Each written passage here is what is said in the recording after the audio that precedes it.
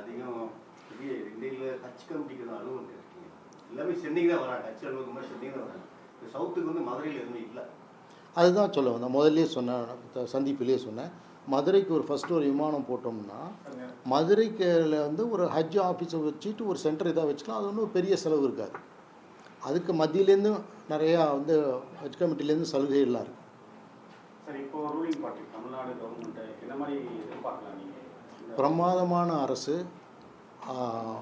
மனப்பூர்வமான வாழ்த்துக்கள். நிறைய இஸ்லாமிய சகோதரிகள் வந்து நிறைய பேர் அவங்களுக்கு ஓட்டு போட்டிருக்காங்க. சிறப்பாக இருக்குது. இந்த கவர்னர்ஸ் வந்து நீங்கள் தமிழகத்தில் இருக்கிறதுனால உங்களுக்கு அவ்வளோ தெரிஞ்சிருக்குன்னு நினைக்கிறேன். ஓரளவு தெரியும் பத்திரிகையாளர்கள், நெறியாளர்கள். பட் நான் எல்லா வடநாட்டிலையும் தென் மாநிலங்கள்லாம் போகிறதுனால எங்கே பார்த்தாலும் இந்த ரீல்ஸ் தான் போயிட்டுருக்கு. அந்த பசங்க பேசுகிறதும் மகாராஷ்டிரா, மத்திய பிரதேஷ், உத்தரப்பிரதேஷ் எல்லாம் எடுத்துட்டிங்கன்னா விஜய் தளபதி, தளபதின்னு சொல்ல மாட்டேன், விஜய் தளபதி. அவர் 717 அரக் ஷாப்பு நிறுத்திட்டாரு, நீ ஏன் இந்த முதலமைச்சர் நிறுத்தலை?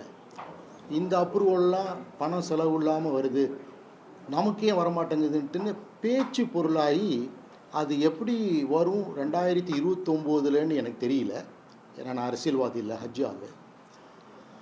ஒரு பாரத நாடு பூரா இது ஒரு பேச்சு பொருளாக இருக்குது. அதாவது இவர் வந்து மகாராஷ்டிரா, அந்த மராட்டி பையன் பொண்ணுங்கள்லாம் கேட்க ஆரம்பிக்குது அவங்க முதல்வரை. இது கர்நாடகா கேட்குறாங்க, யூபி, லக்னோவில் பிள்ளைங்கள்லாம் கேட்க ஆரம்பிச்சிட்டாங்க. இல்லை சார், இப்போ நம்ம ஹஜ்ஜுக்கு தமிழ்நாடு கவர்மெண்ட் இவங்க சப்போர்ட் எப்படி இருக்குன்னு ரொம்ப பிரமாதமாக இருக்குங்க. அதுக்குன்னே ஒரு அமைச்சரே கொடுத்துருக்காங்க. நாடு சுதந்திரம் அடைஞ்சது 100 வருஷமாக இந்தியன் யூனியன் முஸ்லீம் ஆட்சியாளர்களில் பங்கு எடுத்ததே இல்லை. இறைவனின் மிகப்பெரிய கருணை பார்வை.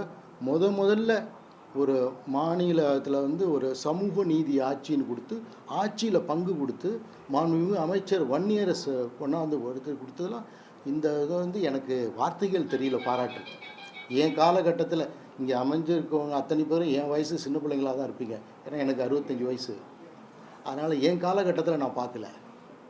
அது சிறப்பான அரசு. தவிர்க்க முடியாத தம்ப்நெயில்ஸ், கலக்கலான கண்டென்ட்ஸ், சினிமாவும் சீரியஸ் பிரச்சனைகளும், பல வருடங்கள் இடைவெளிக்கு பிறகு இந்த படத்துல ஒரு கலகலப்பும் கைகலப்பும்.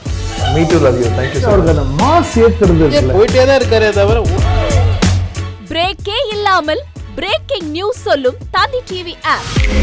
இன்ஸ்டா தலைமுறை வரை இறங்கி அடிக்கும் தந்தி டிவியின் டிஜிட்டல் எக்ஸ்க்ளூசிவ். அது தண்ணிக்குள்ள போகும்போது ஹேங் ஆயிடுச்சு.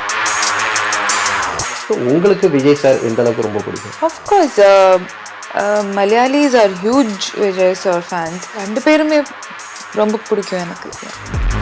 தந்தி டிவி ஆப்பை இலவசமா டவுன்லோட் செய்யுங்க, ஃபாலோ பண்ணுங்க, சப்ஸ்கிரைப் பண்ணுங்க, என்ஜாய் பண்ணுங்க.